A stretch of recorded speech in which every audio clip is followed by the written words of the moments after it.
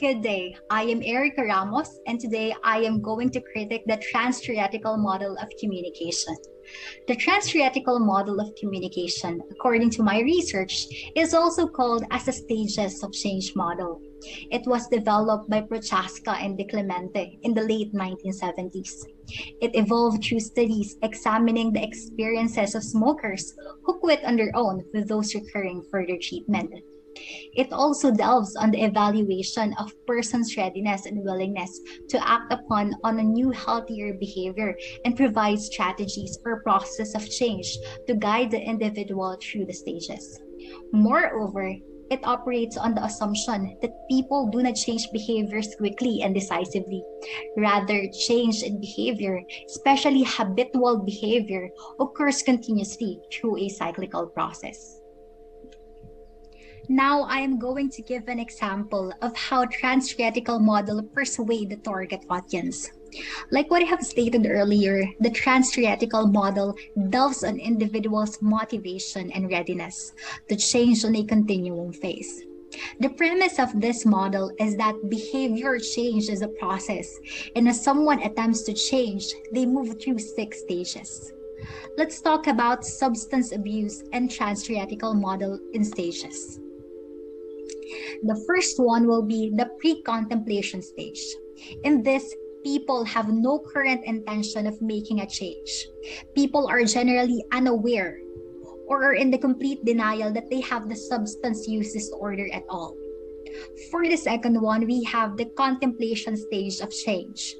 People become more open to the idea of changing their behavior. That doesn't necessarily mean treatment, but they might try cutting back their alcohol intake. For the third one, we have the preparation stage. In here, people think that something has to change.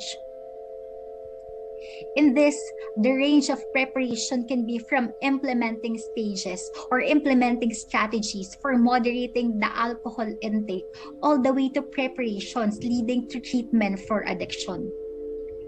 For the fourth one, we have the action stage. In here, people has changed behavior for a short time. This can be the most stressful, especially when a person is attempting to moderate their behavior on their own. And for the fifth one, we have the maintenance stage. This has the long-term change, long-term sustaining change. For recovery from addiction, this may mean avoiding old friends, going to support group meetings, or having follow-ups with therapists and working to avoid triggers that can lead to old behaviors. And for the sixth one and the last one, we have the relapse or the termination stage. This includes only to acknowledge that sometimes people will fall back into old and addictive habits.